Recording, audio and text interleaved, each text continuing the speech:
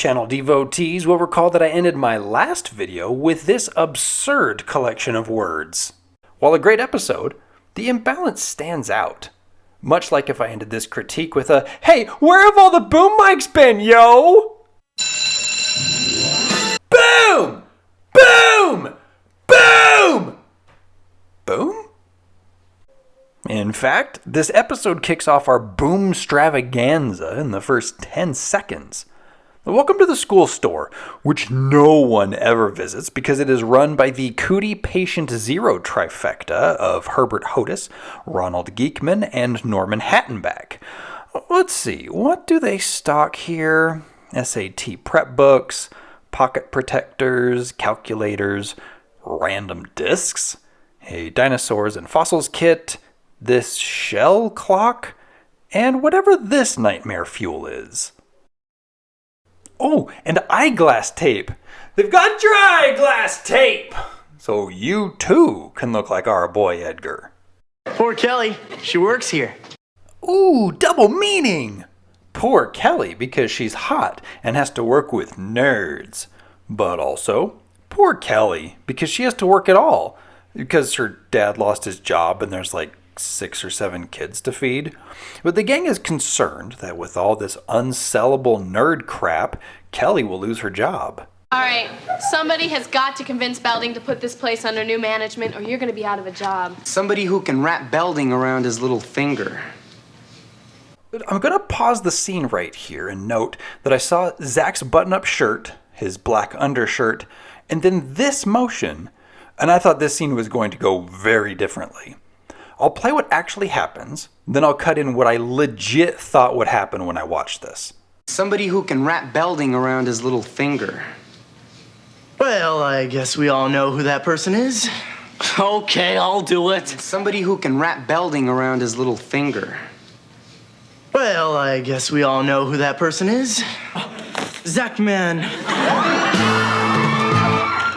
So Zack Man sets to work and almost too easily gets the 3 nerds fired, as well as gets the budgetary approval to completely overhaul the student store's inventory.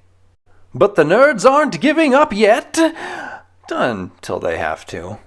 Hey, why isn't Ronald wearing his glasses? And why is he still a nerd?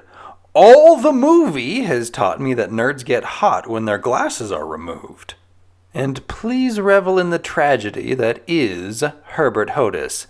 Gosh dang. But the nerd curse is strong and the gang needs a gimmick to get people in the store. If you wore your bathing suit here in the store, believe me, you'd attract attention. Zack thinks fast. Almost too fast. Screech, go get your camera. We're gonna take pictures of the girls in the pool. This is a fun show for kids with a wacky premise. Do we need to harp on this clear violation of privacy? We're cool to move on? Well, this unconscionable idea excites at least one person in the audience.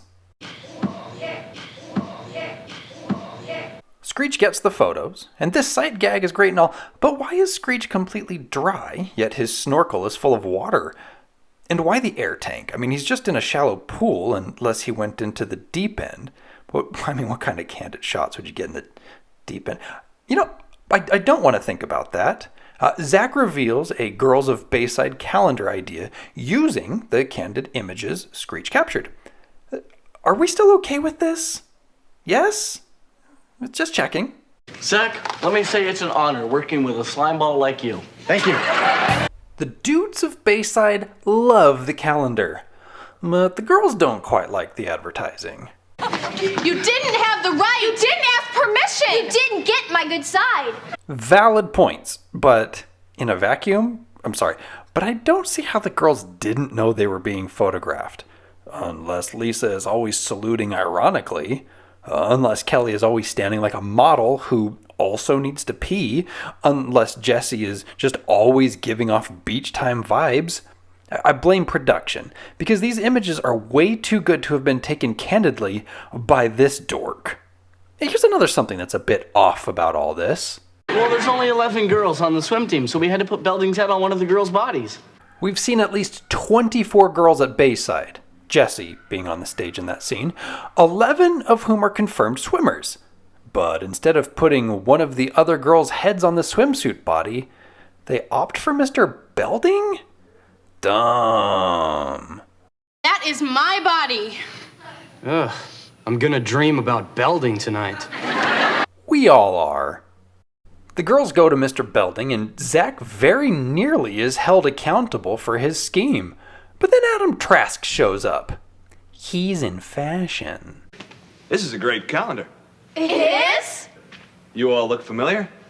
Adam is doing a photo shoot on high school fashion for his magazine, and he thinks the girls would be perfect, seeing as how he's only seen them in bathing suits.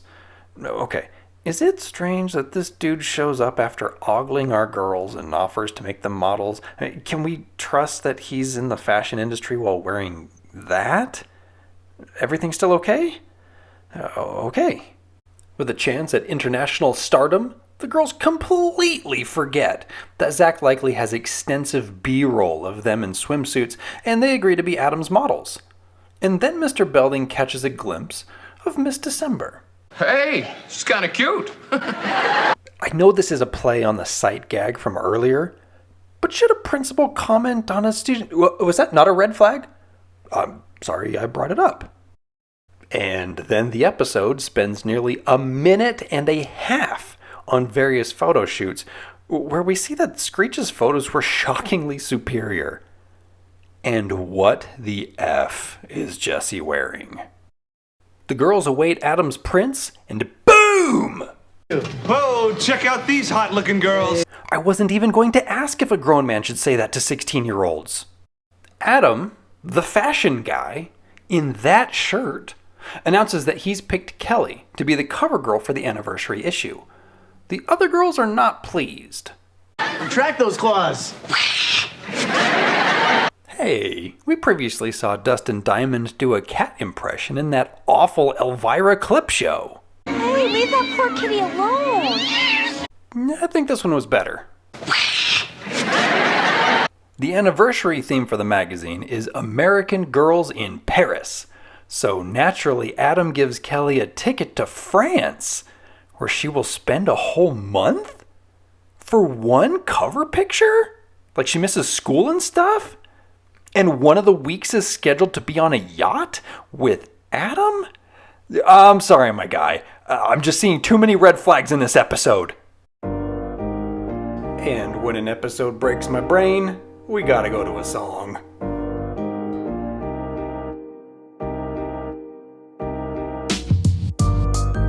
Starting my day with some new to-dos. I got my pen in my pad with no time to lose. Yeah, my basic plot line has been approved. Time to beat the thing up and just really let loose. It says right here that Kelly's given the chance to be a cover model and spend a month in France. Either it's unclear or I don't understand. Will it all just happen by happenstance? Nah, a fashion guy is gonna catch a view of some girly pics that were taken at school. You see, Fashion Guy's friend works at the print shop where the photos were developed. The print shop friend knows that Fashion Guy likes looking at underage girls in bathing suits. So he calls Fashion Guy in. It's all seamlessly logical. What? The calendar, let's unpack that, as it's the part that involves Zack the Nerd's revenues are terribly flat, so Zack attacks with the store revamp. I bet that sales go through the roof. Nope, Zack still has some work to do. He gets wind of girls in swimming suits and sends Screech to get pics at the pool. You see, Screech has a waterproof camera and some scuba gear, so the girls won't even know that he's in the pool with them, taking underwater candid shots of only the girls' best angles. They're really capturing vulnerable sides. And then Zack will view each shot and select some pictures to put in a calendar that is sold in the student store to a bunch of dudes.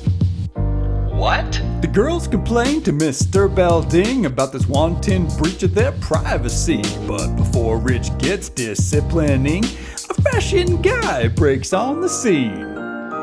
Wait, so Zack doesn't get in trouble, like, at all? Correct. And there's a second writer on this episode? Huh? That's also correct. Introducing Adam Trask. He's a mother pip. He keeps a calendar ahead to prevent from going limp. He takes some pics that our chicks will take. And on the risk of pulling to each girl out of sight of their parents. The magazine comes out. He calls the girls hot. But isn't he worried about publicly sexualizing? He is not. Kelly is best girl, and Adam starts to plot on how to get her alone in France on a yacht. And I'm thinking here we just move on without any talk of parents or chaperones or anything. And just let the audience assume that Kelly is going to France alone with Fashion Guy for a month. Yeah! During the school year. That makes sense to me. I like it. I've got your files, and it's plain to see that you both are in your late 30s. I'm not sure what made you write this, sleaze. It's like the Bayside version of Porky. Ooh, that's high praise right there. That is high praise. Kiss control! Quality movie there. Yeah. Where's my money at? Where is my money? I'm a writer. I think I need a new job. Alright, with that out of my system, let's turn our backs on all the red flags and discuss what feels like a completely different episode. We go from a shocking amount of amoral situations to kind of a reverse Aloha Slater. But instead of Zack trying to drive away Slater with lies to his friends so that Zack can get Kelly all to himself, here, Zack is trying to keep Kelly home by guilting her about missing key events with friends because he's afraid that Kelly will forget all about him during her month around those French dudes. All of a sudden, I'm a model going to work in Paris. The sights, the great food. The cute guys in French jeans named Marfort. Aw, that's cute. That's Zack's actor's name. And if I have my timelines right, I think Lisa enjoyed this Easter egg of a line as Lark Voorhees was then dating Mark Paul Gosselaar. But as those who followed an earlier song of mine know, Mark Paul isn't French. He's Dutch and Balinese. Zack reminds Kelly that she'll miss out on the next swim meet. Slater is bombing in science class and was counting on Kelly's help, though we've previously seen that she's no science ace. And then Screech cries, and Zack explains that it's because Kelly will be missing his birthday. Gosh, I feel like I'm disappointing everybody. Well, except you. Can we expect more lies, Master Morris? Kelly has to go home and pack, and then do a promotional photo shoot later. Zack offers to invite everyone, which really brightens up his girl. But then he tells everyone that they aren't invited. And earlier, Mr. Belding gives Kelly her month's worth of makeup work. That's a month's worth of schoolwork? I wish I could travel back in time and show this to Miss Carey. No thank you, Miss Carey. Later, as Kelly is killing it, Zack shows up and tells her that their friends are too bummed to support her. And boom! Kelly bails on France. Hey man, what gives? Huh?